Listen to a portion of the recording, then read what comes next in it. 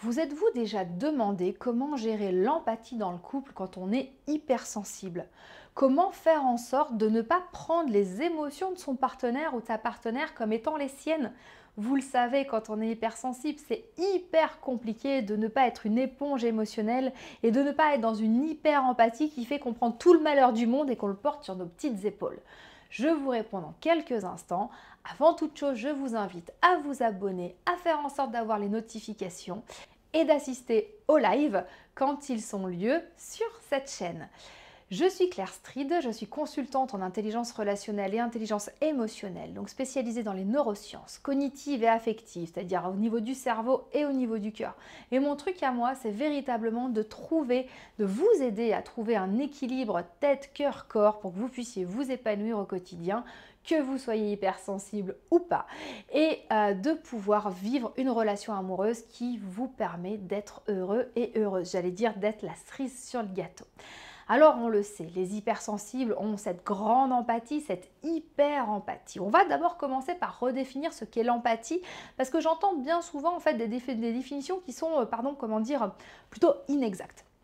On me dit des fois l'empathie c'est prendre le malheur des autres. Non.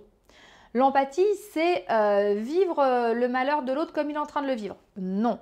L'empathie, c'est comprendre la souffrance de l'autre, mais sans la prendre. Et ça, je sais qu'en tant qu'hypersensible, on a beaucoup de mal. Nous, on a cette espèce de super pouvoir à aller hop, faire en sorte de prendre la douleur des gens et de la récupérer avec nous. Mais c'est pas ça notre super pouvoir, c'est pas ça l'empathie et l'hyper-empathie. Nous, on va ressentir en fait quand quelqu'un va mal et ça va nous faire mal aussi. Et c'est là où on a cette espèce de capacité assez incroyable à ressentir les émotions des autres, mais à ressentir les émotions des autres êtres humains, des animaux et de la nature.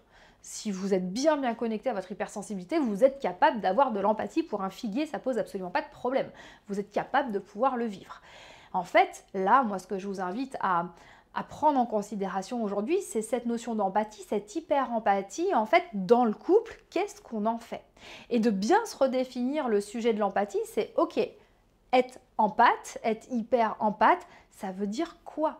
Ça ne veut pas dire que je vais sauver tout le monde. Ça ne veut pas dire que je vais débarrasser tout le monde de ses problèmes et de ses malheurs et les prendre sur moi. Ça veut dire que je suis capable de comprendre la réalité de l'autre sans jugement. Et que je peux trouver les mots pour l'aider s'il le souhaite. Mais qu'en aucun cas je ne prends sa douleur. En aucun cas je ne prends sa souffrance. En aucun cas je le déleste pour le porter moi-même. Et je sais qu'on a tendance à faire ça dans notre très grande générosité, mais aussi dans notre oubli de nous-mêmes. Notre empathie nous amène à vivre les émotions de l'autre comme si c'était les nôtres. Alors vous voyez à quel point c'est complexe en amitié ou avec des gens que vous croisez dans la rue, etc. On a notre cœur qui se pince face à des personnes sans domicile fixe, face à des gens qui sont dans des très grandes précarités ou des gens qui sont tout simplement en difficulté. Et on le sait aussi par rapport à certaines personnes en situation de handicap, ça vient nous bouleverser. Il y a cette espèce de connexion. Je sais que des reportages sur des enfants ou des gens qui sont en train de galérer, ça me fait pleurer en fait, ça me prend vraiment aux tripes. Et je sais qu'un jour, je me suis retrouvée connectée à une profonde souffrance qui n'était pas la mienne. C'était par rapport au traitement des petites filles dans je ne sais plus quel pays, et j'ai ressenti ça à l'intérieur de mes tripes et c'était affreux.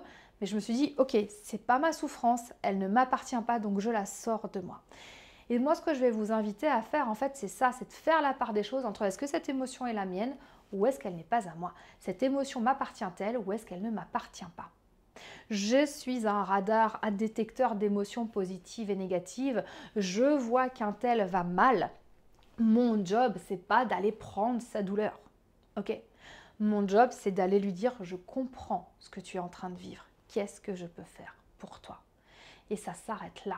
Tout hypersensible que vous êtes, tout hyper empathe que vous êtes, même si vous allez être dans une frustration extrême, même si vous allez avoir la sensation de ne pas mener votre job d'hypersensible jusqu'au bout, votre job d'hypersensible jusqu'au bout, c'est pas le sacrifice et c'est pas de faire en sorte que l'autre aille bien à tout prix. Vous avez besoin de vous respecter là-dedans. Je sais que c'est compliqué à entendre et qu'il y en a beaucoup que ça révolte parce que si vous voulez aller aider l'autre plus que vous-même, ok, mais vous allez continuer à être une éponge émotionnelle qui va mal et qui ne va pas réussir à faire la part des choses et qui va passer par des up and down de malade mental. Donc là, moi, ce que je vous invite à faire, c'est d'être dans cette conscience d'empathie, d'être dans ce cœur, d'être dans l'amour et de dire, ok, je vois que tu es en train de souffrir. Qu'est-ce que je peux faire pour toi? Et rien qu'aller vers l'autre dans cette posture humble, d'ouverture de cœur, sans souffrir, de dire je reconnais, je considère ta souffrance comme étant légitime, zéro jugement sur le truc, et de dire qu'est-ce que je peux faire pour toi. Vous allez voir à quel point en fait ça va vous simplifier la vie. Bien souvent les gens vont juste vous demander un câlin et ils n'ont pas besoin que vous trouviez une solution à leurs problèmes. Ça ne sert à rien de vous forcer, de vous faire des nœuds au cerveau pour essayer de trouver un problème. En fait, le problème il appartient à la personne. Et bien souvent, ce dont l'autre va avoir besoin, c'est de votre présence. Ou peut-être, selon son mode de fonctionnement, que vous ne soyez pas présent. Et c'est OK. Sachez entendre, je veux un câlin. Sachez entendre, j'ai besoin d'être seule. Et c'est pas contre vous. C'est vraiment le respect total de ce que l'autre est en train de vivre en face. Vous comprenez à quel point dans le couple, c'est primordial. Soyez dans cette communication et dans cette connexion. Je te ressens comme ça. Est-ce que c'est bien ça? Qu'est-ce que je peux faire pour toi? Est-ce que tu as besoin de parler? Est-ce que tu as juste besoin d'un câlin? Est-ce que tu as besoin que je te laisse tranquille? Est-ce que tu as besoin que tu ailles dans ta bulle? Et à partir du moment où vous laissez ce champ des possibles, rien que le fait que vous ayez vu que l'autre n'allait pas bien, rien que le fait que votre super pouvoir d'empathie se soit connecté à l'autre, ça va déjà lui faire du bien.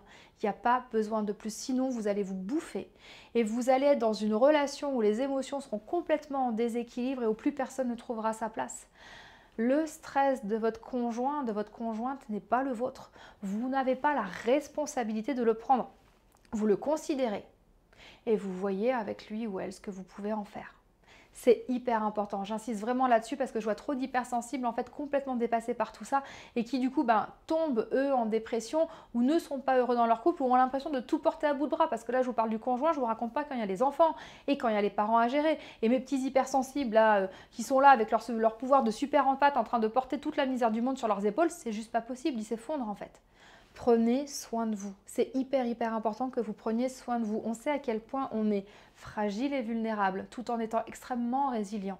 Mais offrez-vous des moments de pause et surtout pour bien être en équilibre avec votre empathie. Je vous invite très sincèrement à aller voir l'autre, à lui dire je ressens ça, est-ce que c'est bien le cas? Qu'est-ce que je peux faire pour toi?